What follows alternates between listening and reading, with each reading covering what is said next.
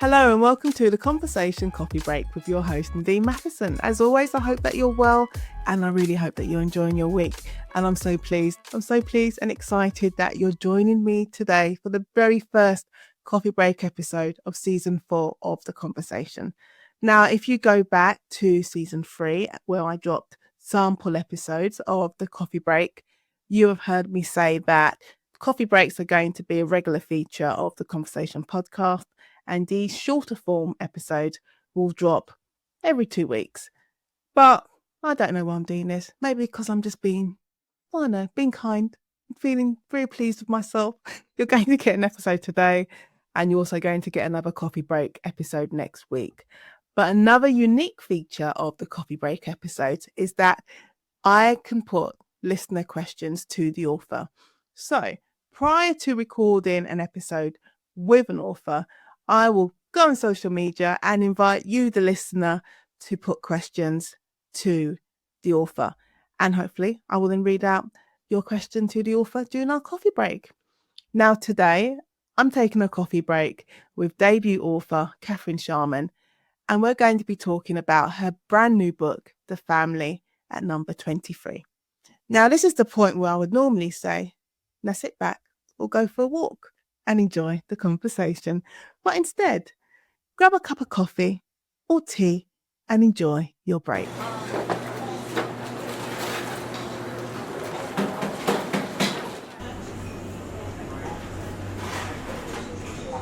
Kathryn Sharman, welcome to the Conversation Coffee Break.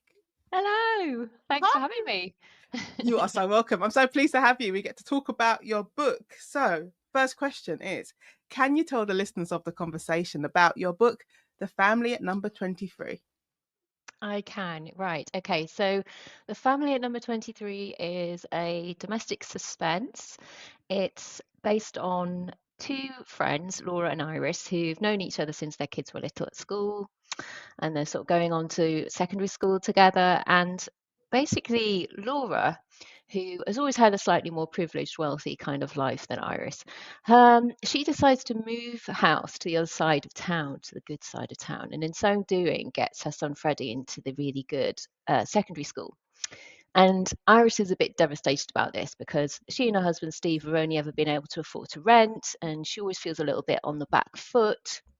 And she starts to worry very much about what's going to happen to her son. And it's worth saying that, her son Ben has always been quite a sickly child with allergies, quite shy, quite sensitive. So naturally, Iris is very self-protective of him. She's a bit of a tiger mum. And then one day, Iris is walking home and she bumps into an old lady who's fallen in the street and injured herself. And she helps her back home. And in so doing, she finds that this old lady, Rosemary, lives in one of the big old posh houses on the proper side of town, where her friend Laura has just moved to. And she helps her into the house. And let's just say an irresistible opportunity presents itself to Iris, one that she thinks will solve all of her problems. And events escalate and things take a slightly darker, more sinister turn. So we'll leave it there. It's a No good spoilers. place. It's a good place to leave. No spoilers. We can't have spoilers. We need to keep the people intrigued. Right. So, Kathryn, what came to you first? Was it the character, a specific scene, the overall premise, or something completely different? Oh, there were a couple of things happening in my life at the time when I started thinking and writing this book. First of all, we'd been in the throes of trying to sell our house for quite a long time, and it just come off the back of COVID and all of that sort of difficult, unsettling time. And we got stuck in a chain, and the house sale kept falling through several times, and we were getting quite stressed about it. And we've got 3 kids, and one of them was on that in that stage of like going from primary school to secondary school, and we didn't know where we were going to be living or where we'd be and which school to apply to and all that kind of thing. So like a lot of parents, we were starting to get a little bit preoccupied with it, a bit stressed out about it. And it was only when I took a step back, I thought, this is absolutely bonkers. The fact that we're getting so upset and stressed about this, because it really doesn't matter. Why are we so worried about property and houses and where we live and catchment areas and school league tables and all this thing. Back in the day, our parents probably, they just sent us to like the local comp and we just got on with it, didn't Yeah. we? And it wasn't a big deal, No, and we all just just got on with it. I think I remember it would have been 11, that 10 or 11 state. And we're Mm, talking way back when. And mm. the teacher just gave us a brochure with all the different schools. And I Yeah, think my parents already knew what school they wanted to send me to. And they said, this is the school we want to send you to. And that was the end of that. And yeah. in September, you went to school. It And we wasn't just all all made the best the of it. drama. Yeah, exactly. So that was one thing that was going on at the time where I just thought it's really fascinating, isn't it, how we all get so carried away. And other parents that I was talking to at the time were in a similar situation, going, "Oh, I really hope she's going to get her first choice, and we're going to get our first choice." And it's like madness, utter bonkers. Um, and then the second thing that happened was one day I was actually walking home, probably on the school run as well, but walking home, and we went down one of these really nice streets of posh Mm, houses that were all very beautiful and manicured, and it was like a terraced row, and there was this one house at the end that I'd never really noticed before, but it was very different to the others. It looked very run down, very dilapidated, but obviously someone was still living there. It wasn't vacant. It was, and it just really got me fascinated. And I thought, what's the story there? Is it someone who can't afford to keep up on repairs, or is it a landlord who's just neglecting the property, or is it an old person who's lived there all their lives and it's just got beyond them? And then I thought, I wonder what the neighbours think. Do the other residents in the street, do they feel like they're letting the side down or affecting property prices? And do they even know them? And then, yeah, so those two ideas sort of coalesced in my head. yeah. And you start to do that thing you do that authors do. You sort of ask yourself the what if questions, don't you? And you follow that little thread along to see where it leads. And yeah, those two ideas came together. And then I thought, what would happen if a woman came across a house that she thought might solve all of her problems? But you know what? It's one of those like everyday situational scenarios that everyone can relate to. Because yesterday, and it's no word of a lie, yesterday took my mum to see my aunt, my great aunt, and same thing. She's on the lovely row of terrace houses, everyone's houses, well maintained. My aunt's got a lovely front garden, massive Mm, rosemary bush, and all these sort of you know just. the type, yeah. And we're walking back to my car, and two doors along there's a house, weeds everywhere. Yeah, Curtains are like they're closed, but the net curtains are like yellowing, and when we that's were look, exactly what it was yeah, like. yeah, and the door was all like when oh god, like the wood is faded and it needs to be Yeah. painted. It was just, and my mum stopped. She goes, "Do you think anyone's living there?" And I was like, Mm, because it's so out of place. But we looked yeah. up. There was one window. We weren't being nosy, but it's just Yeah. like That you you just do, don't you you? do, yeah. And there was one window, and it was open, like cracked Mm, open. And I was yeah. like, well, someone has to be living there.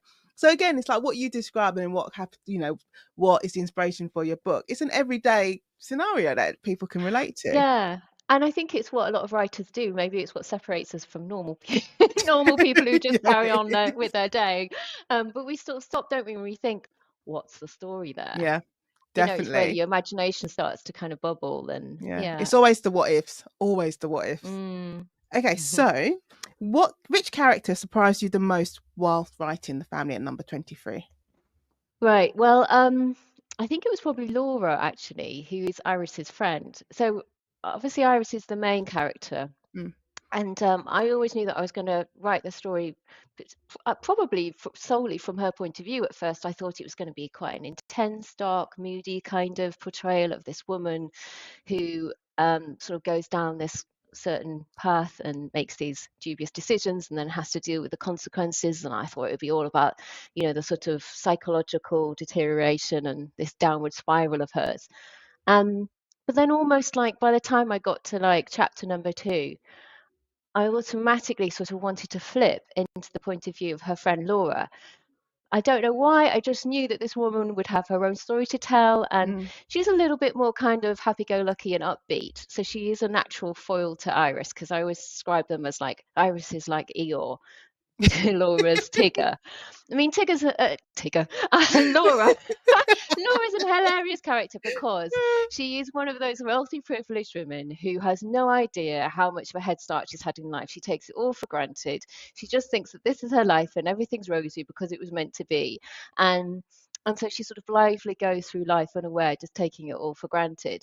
But I also kind of find her sort of optimism and her take on life quite funny and quite Yeah, humorous. So I knew that there would be a levity there to this kind of quite dark, heavy point of view of Iris. And I just also knew that she would have something psychologically interesting going on because even though her life looks perfect on the surface, there's always something going on. Everyone has secrets and lies and issues. And I just thought, what's this woman's kind of secret pain? She must have some. there's got to Um, be so, something there. yeah. And I didn't have it all planned or plotted out. Like I say, I thought she was going to be a bit of a bit part. But in the end, she sort of muscled her way in true Laura character style, and sort of took over on the page and took up space. And then as it evolved, it became a bit more of a two-hander, and it was really Yeah. nice to just flip from one to the other and to have this kind of chalk and cheese kind of character thing going on between the two women. It's always So she interesting was how, a surprise, yeah. but it's always interesting when characters do that because I remember that happening with my debut, The Jigsaw Man, with Olivier. One I say one of the serial killers that he was on. It was only ever supposed to be just a. I called him like a plot device. He's Yeah, just supposed to jump in, jump out, just to keep the story moving. He wasn't supposed exactly. to be a thing. And Yeah, then he became this thing, and yeah. people and readers still ask, they want him back. But They he was want a only ever sequel. supposed to be, yeah, they want him back. They want the sequel. But he was only ever supposed to be this little minor like cameo. Come in, come Yeah. out, and let the story move. Yeah, and it's so funny, isn't it, how the characters grow and evolve and they reveal themselves to you on the page, and you Yeah, just almost have to lean in and listen to what they've got to say because they're demanding to be they heard. And are. They're very I always used to loud. think, that was really woo-woo when I used to hear other authors talking about that and think, yeah, but it's absolutely true, isn't it? And you just Yeah, got to go with it. it's so true. So they become really loud, really demanding, very persistent, and they want their place. I know you can't get Mm, rid of them, so you just have to. I'll let you go. yeah. Take over, do your thing. Okay, so what's the most random fact you now know because of this book? I had to think about this one, but so so I don't know an awful lot of legal stuff, and this isn't a legal book in any way or a Yeah. police procedural in that sense either. But any of those particular bits that I did need to check, I sort of tried to research, and there was one particular thing I needed to know quite early on in the novel because Iris needs to know it essentially. And the thing is, I needed to know what would happen if a house basically has, someone dies, the owner of the property dies, and they have no one to pass it on to, or there's no will, and there's no claimants on the property. And apparently, if no one has come forward, I think it was within 12 years, it was quite a long time anyway, I 12 might need to double years. check that, quite a while, then it's eventually sort of handed over to the Crown and they will decide what to do with it. And I think that's maybe why, in some circumstances, you do get quite a lot of these kind of derelict old properties that are almost in limbo because they Yeah. can't sell them. No one has a claim on them. No one knows who they belong to. And then they become run down or they maybe even become a squat or something. But they open up all these opportunities for other people to sort of lay claim to the space or use it in different ways. And but they're sort of just stuck in limbo for quite a long time. I think it's called something like bona vacantia, as in vacant. You might know this. Yeah. No, it's ringing a bell, but I think I can only remember like the 12 years thing in regards to it used to be in regards to squatters' rights. Well, it's all tied up with Yeah, that, I it's all think, tied isn't it? in. Yeah.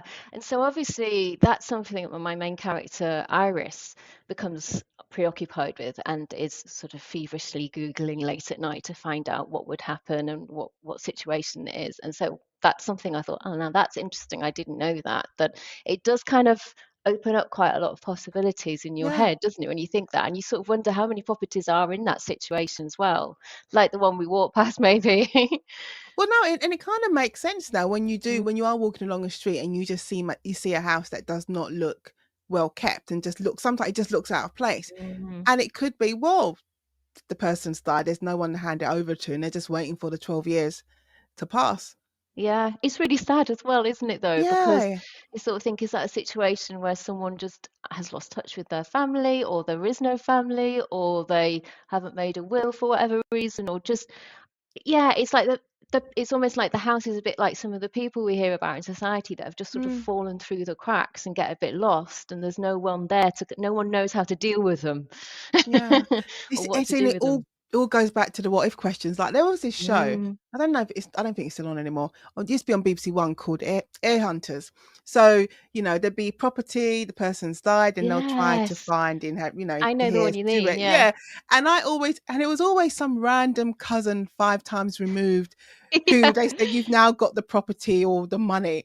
And I always used to think, imagine if that person, like, there's a reason they haven't had any contact with this cousin exactly. or this brother, like Yeah.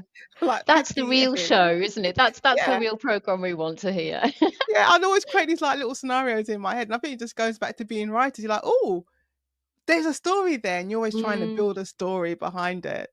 exactly. It's all good fodder. Okay, so with no, so the next question is usually, was this book harder or easier to write than your last one and write? But this is your debut. So I want to ask you a Yeah. debut question. Okay. What was it like to have your book, not the proof copy, but the final copy in your hand?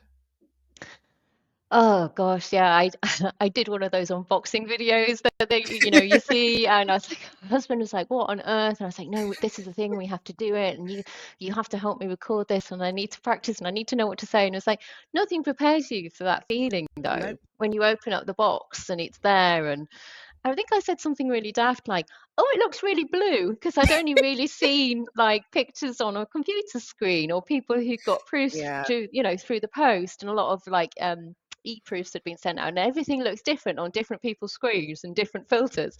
I picked the book up out of the box and I went, "Oh, it's really blue."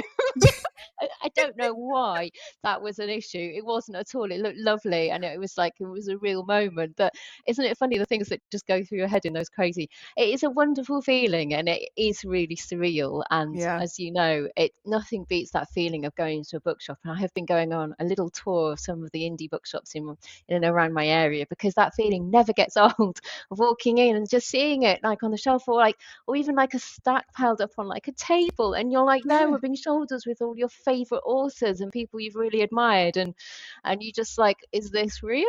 This is so great. Yeah, and you would think it would get not tiresome, but you would get used to it. I think that's probably a better word. You think you'd get used to it.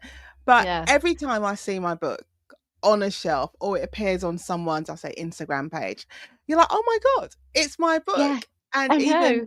even this past weekend, I was at the Spike Literary Festival in Cork on Ireland, and I've always wanted to do that because it's on an old penal colony on an yeah, oh island, my isn't God, it? you It have to do sounds it. great. It was And isn't it like fantastic. really haunted as well? Yeah, I want to go.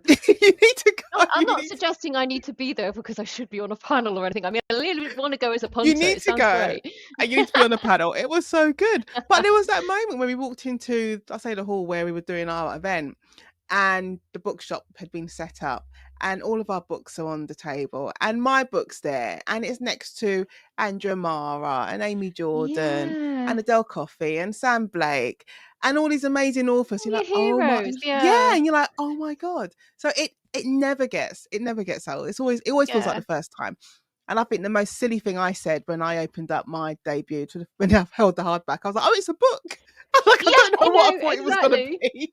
So funny. I know, and it's like my husband said something really funny when he was reading it for the first time, and he doesn't like commenting on books much. He always feels like I don't want to give like a proper critique. I just want to read it and enjoy it. Yeah. I was like, that's fine. But at one point, I said, "Well, what do you think?" And he's like, "Yeah, it's like a real book." And I was like, "Great. Can I put that on the cover? Fantastic quote. It's Brilliant. It's actually a real, yeah, it's actually brilliant. a Well, real that's book. good and glad. That's what we're aiming for." It's so weird. It's weird and it's funny. Okay, Yeah, Kathryn. So, without giving away any spoilers, did the book end the way you originally planned, or did the family at number 23 surprise you too? it was a real surprise. I mean, like I said earlier, I'm not really a plotter or a planner, a bit more of a pantser. Like the story and the characters to reveal themselves to me along the Mm. way. I think I read a quote once which I thought was really interesting, and it really rang true for me throughout my writing process, which is It's something like, no surprise in the writer, no surprise in the reader. I can't remember who said it, so I'm really sorry I can't attribute it. But I just think that's really true, though, because obviously you need to know vaguely where you're going. You need to have your characters, you need to get to Yeah. know them, and you need to know what the central premise and what the basic dilemma is that they're facing. But then I think if they can actually surprise you, then that twist, that reveal is going to work really well on your Mm. reader. And so that's the way that I'd written mine, sort of things falling into place and things revealing themselves to me. But then, as those people who've actually read the book will sort of know, there is a final twist, and it isn't just at the end, it's literally on the last page. And it did come to me as I was writing those closing chapters, and I just knew instinctively, it's like, oh, I know what they do. I know what Yeah. this character would actually do. And it has to feel credible and it has to feel satisfying. And I think if it feels that way to you, it will be for the same for the reader. Yeah. But it really surprised me.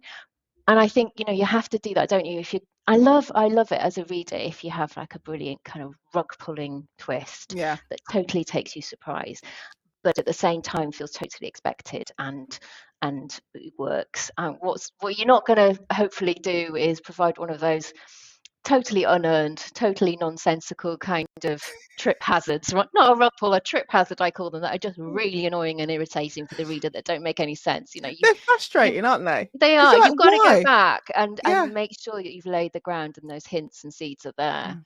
Mm. I think Yeah. that's the best moment though, when you do get to the twist and then you're thinking, oh my God, how did I miss that? And then you turn Yeah. the pages back and you're like, let me see if I can like reverse engineer it to find out Yeah. where the twist was.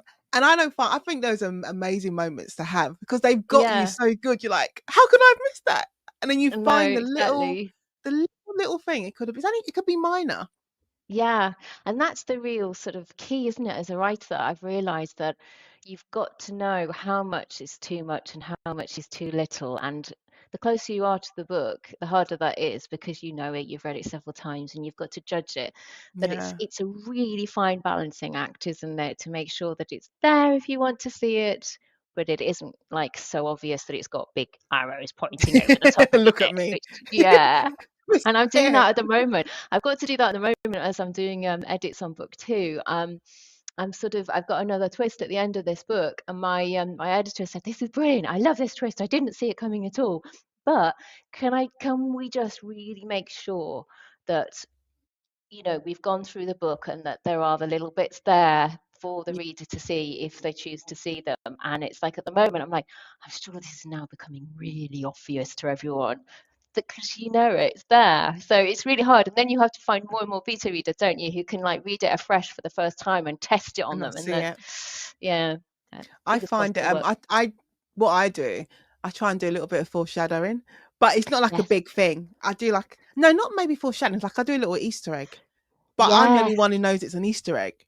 Love an So Easter egg. I know I've done one and literally like the first couple of pages of my new book, I've put an Easter egg in there. And I'm like, if you when Oh, you get to the moment, you'll be like, oh Nadine, it's been there. yeah. I love that. It's a nice little reward for loyal readers, isn't it? Yeah, Who've read all your books. Yeah. exactly. Okay, so did you ever hit the wall when writing The Family at Number 23 and how did you get past it? Um, This book actually, dare I say it, felt like so much easier to write. I don't want to say it was easy to write, Yeah. but it was a lot easier than the previous book that I'd tried to write, and it had gone through so many long iterations over the years. It was the one that did get me my agent, which was great, but at the same time, we'd edited it together for a while, and then it had gone to acquisitions. An editor had loved it, but unfortunately couldn't quite get it over the line, which was a bit It's devastating. But hard. It's it is, and looking back on it, I think I know why, because for a long time I didn't really know what kind of book I was writing. It was like, it's a little bit literary, it's a little bit historical, but at the same time it's got quite dark, sinister edge to it because that's the way I write, and so it had these kind of psychological thriller elements to it. mm, And I was sort of trying to do all of those things, but not quite hitting all of them. And as a result, I don't think the book quite knew what it was, and therefore it wouldn't quite fit into an obvious place in the market, and that gets harder, doesn't it, for people to sell. So in that sense, book two, I think I'd finally realized, I'd had the idea for the family at number 23, So in between working on the first book, I had actually started writing it and had about 20,000 words, and I'd shown it to my editor, and she said, "Oh, I actually really like this. I think this is really strong." It was much more hooky, much more marketable and commercial, and it was just more of a straight out and out psych thriller, Yeah. domestic suspense. Um, and so luckily when the first book went down on acquisitions, I had that to just kind of throw myself into. So I literally just went for it, you know. Um, and so in terms of that, I didn't hit a brick wall with it. I think the one thing I did struggle with a little bit at first was when we finally sold it in and got the book deal, and I was working through edits, and it was brilliant being edited. It was wonderful. I was just so pleased that I had this lovely person, this wonderful set of experts Yeah. telling me how to make it better. Um, but in the original version of it, I had this running theme going through the book of like a past section, a section set in the past that was being told between two sisters in a sort of epistolary form where they talk to each other through letters. And I think that was a little bit of a throwback from my previous writing style where I'd done sort of more historical things and I tried to do dual narratives. And that just wasn't working for my editor at all. It was sort of, she felt, look, you know, all the rest of the book is set in like the contemporary setting, and whenever we get to these letters, it's just kind of yanking me out of the story. Yeah. So what you need to do is find a way of revealing all of the information that is told through these letters, but somehow do it in the present day.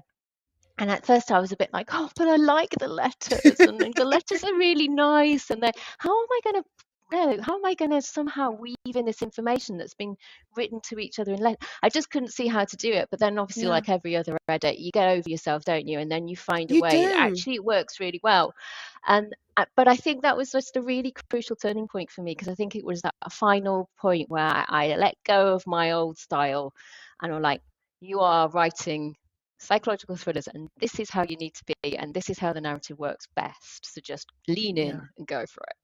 So I think there's yeah. like two things like writers, and I always hesitate to say aspiring writers because you're just a writer, but any writers, Yeah. two things that writers take from that is that one, it really does help for you to know where you would place your book on the shelf in a Yes, I bookshop. didn't realize that at the time, but it is Yeah. so important. It's so important. At the end of the day, I know it sounds a bit callous, but because we all like to think that we're creating high art, but Yeah. you know, these are products that we are taking to market that we need to sell, and people need to get paid, and it's worth remembering that, isn't it? Yeah, exactly. And then the second thing is sometimes we need to let our ego get out of the way.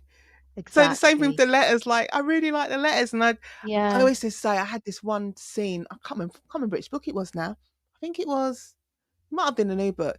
And I had this one scene, and every time my editor was like, say, get rid of it, like you don't need it. And I'm like, no. Oh And I'll no. keep it and keep it. Resist. Ev- yeah, oh God, I was fighting so hard until I think the Mm. final edit, and I thought, yeah, no, she's right. It has to go. She's right. Yeah, There's, I there's always an knew editor, it. and she's always right at the end of it, Yeah, isn't she? she was so right, but I just didn't want to because I liked it and I liked everything about it, and I was like, no, I it needs to know. go. And sometimes you are taught to sort of fight, aren't you, in the sense of, you know, stand up for your work, and, you know, but at the Yeah. same time, it must be so irritating. I mean, these people must have patience of saints where they're just like, don't worry, in your own time, I'll be Yeah, here when she you was, come around to my way of thinking and realize I was right all along. Because I always she was so right, and I was like, oh God, let me just select and delete, And and there's off actually it a real went. feeling of release when that happens, because you suddenly think, I've let it go and the book is better, and Yeah, it's just so much easier without it. Yeah. exactly. It was just holding you back. Okay, Mm. so you already mentioned it. What are you working on next? Are you working on your second book? Yes, yeah. So not quite sure when this is coming out, but it'll be sometime next year, and it's called The Second Home. We have got Oh, a title, and I think the cover design, I think it's actually up there on various platforms to pre-order, but it's called The Second Home, and as the name suggests, it's another sort of domestic suspense that's based around property and real estate. And again, it follows two main characters, two women who are at very different ages and stages in their life. So they're facing different issues, but they come together briefly into each other's lives during one week whilst they're on holiday. And it's set during a heat wave down on the south coast. And it's about second homes and Airbnbs and all the conflicts that throws up with local community and the tourists and everything. So there's quite a few issues and themes to get my teeth into. So it was quite a lot of fun writing. But let's just say the sort of as the mercury rises, so do everyone's tempers, and lots of shocking things happen. I need to get better at pitching that without giving anything away. But that's essentially what's going on. I always I always feel bad. I'm like, oh my God, I'm putting them on the spot. I'm basically asking you to do the elevator pitch. And it takes a while to for even though you know the story, you've been Mm, working on your story, whether you're a pantser or a plotter, but you are planning a story in your head. So you know the story and you're yeah. writing it. But it takes a really long time for you to like finesse that elevator pitch. Even Yeah. after the book is published, you're still But trying to also, work out what when the you're elevator still pitch is. working on it, like I am at the moment, I'm sort of Yeah. deep in edits. You sort of think, "Oh, I've just realised, I haven't even mentioned their names. How much of the plot do I give away? Is it going to change? I'm still working on this thing. Anything could happen. How much do I say?" So yeah, Lottie and Olivia are basically what they're called. In case you want to know. Goes in her name. It is funny. I always think it's interesting when I have looked back at the very very very first like book outline and then compare it to the final book. There's so many changes Mm, in that, and it's literally like character names, places, who's done what, yeah. things just change as It you really write. surprised me actually, yeah, with the writing of book one, because right up until I say even my final edit, there were little things that were just falling into place and little kind of details that just kind of just really nicely dovetailed that hadn't occurred to me in previous drafts. I just Yeah, thought, oh, that needs to go in there. And it's not big change, it's not, no huge little structural things. stuff, but then it's the little things that actually make a big difference. And again, that's why I said before, I love being edited, because it's that process of teasing it out and then sort of making you think about it more deeply that makes you go over this stuff. And that's when the really good stuff kind of comes up to the surface, I think, isn't it? No, I agree because I'm writing well, I say writing, I haven't got very far. I started the first draft. It's only just September. It's okay. I know I had to tell myself that the other day. I'm like, you know what? It's fine. We got time. We got time. Mm, But I started the first draft of this new book, and I did the whole. I have no idea how to write. I have no idea yeah. how to write. I don't know what Googling how to writing. write a novel again. Yeah, I have no idea exactly doing all of that. What is structure? What is plot? What is prose? You're doing all of that, but I know that first draft is just I just need to get the story down, and I know the story, so I'm just Mm, getting more details down, getting character arcs down, and I know that when I get to that editing stage, I'm like, right, now I've got something to get my teeth into and to yes, see it yeah. flourish. Exactly. I've got another quote for you. Again, I can't remember who to attribute it to. We So like a quote. I'm all about the quotes. But there's one doing the rounds a little bit on Instagram at the moment, and every time I see it, I find it deeply reassuring. But it's so true, and it's something like, I've just got to remind myself that with the first draft, I'm just shoveling sand into boxes from which I will create sandcastles in the Yeah, future. But isn't that true though? it's It's true. like the whole sculptural thing again, clay, all that kind of Yeah, metaphor, whichever one you want to go with. But it is true. You well, need to have something to work with. yeah, but at the moment I've got a great big sand pit, so I'm Yeah, gonna and see what you just happens. want to sit and play, don't you? And like, yeah, I know, I think that drink makes you coffee. feel it does make you feel better about the whole process. I think we can put too much pressure on yourself as writers to get it Mm, right that very first time. And I don't know yeah. if anyone ever really does. Even Lee Child, I was reading an article about him the other day, and pretty much, he doesn't plan his books. He just writes his first draft and then he reads through it and he tinkers of it a little bit and then it goes off. So even though it may Oh not be a wow, major edit, but that first draft still isn't the version that went to his editors. wow. Can you Yeah. imagine? No, I can't. I can't. One day we'll be first draft authors. Yeah. I can't see that happening anytime soon. I Okay, don't believe Lee Child really is either. okay, so what message or feeling do you hope readers take away from the book? Oh, that's a really good question.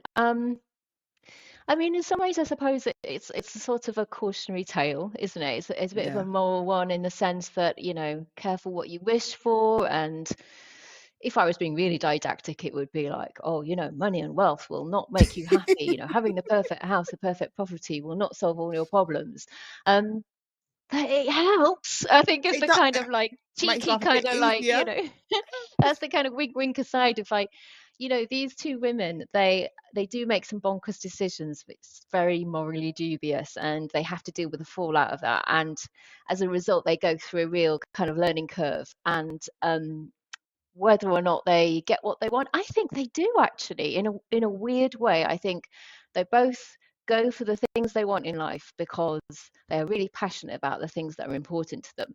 And as a result, they do kind of get what they want. And so in that sense, I think I want people to have a bit of actual respect for them. They're survivors.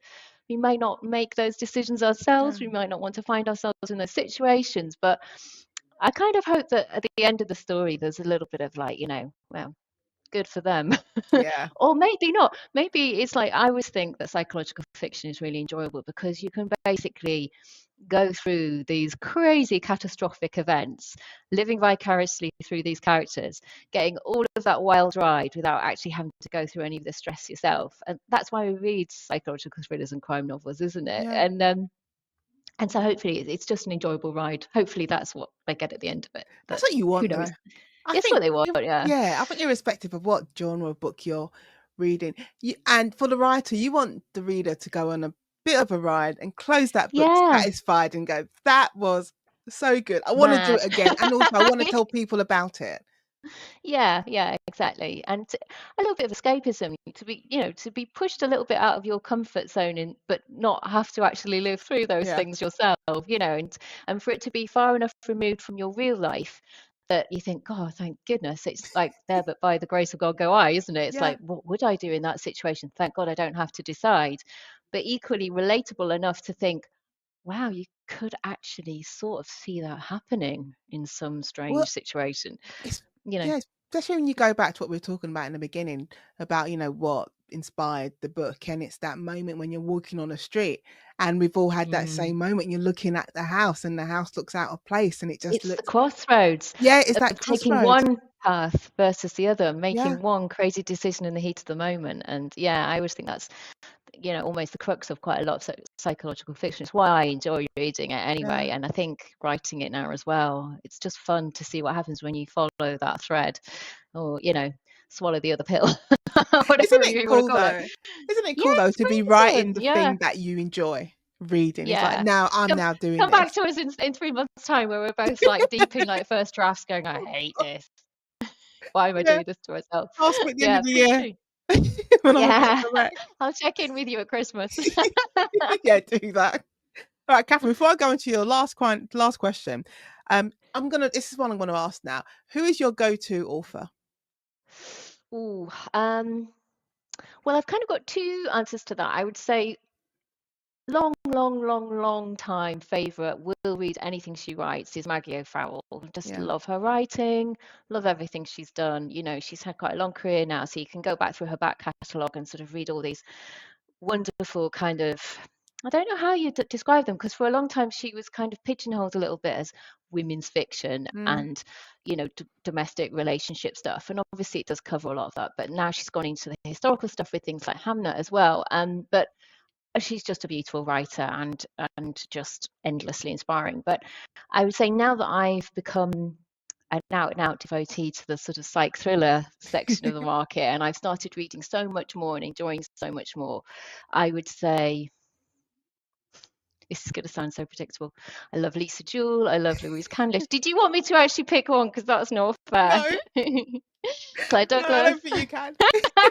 You can see where my interests lie and how I've been Yeah, inspired with my own books. Yeah, I suppose those are some of my auto read authors. yeah. Is that the I'm word? not Yeah. surprised. Lisa Joy, That she's makes an sense, amazing doesn't it? author. No, it does make sense. I think if you're writing in that genre, Lisa Yeah, Joy and Louise Candlish, those are the two names that you'd automatically like, I have to read. yeah. I save them up for my holidays. They're like the special ones that Yeah, you just you wanna you want to savor just, them. yeah. What about you? Who's yours? Oh God, Michael Connelly is one of my go-tos, Yeah. and Marian Keyes. I love Marian Keyes. Oh, yes, yeah, I love I've Marian Keyes. Yeah, of I've course. always loved her, and Attica Locke has now become one of my Do go-tos. you know, I haven't. I need to read. Yeah, that's a new Yeah, one for me. There's always so many books. there's so No oh one my God, told there's me. so many. No one told me about the increased book anxiety I would get now as a as a writer, as a published author, because you already want to read everything, and then you start to kind of want to read proofs and get Yeah. around to reading your peers, your friends, but you just really want to support everyone and read everything, and it's like, I'm actually supposed to be working on my own stuff now. So yeah, the anxiety is real when it comes to the ever-growing Yeah. TBR now. It's just got bigger and It bigger. is, yeah, it's growing. Mine is spilled onto the floor. If I was to maneuver the camera, Mm. you would just see this pile, which was here, is now Good. on the ground. And Reassuring. okay, so finally, to end our coffee break, which book, film, show, or video game do you recommend?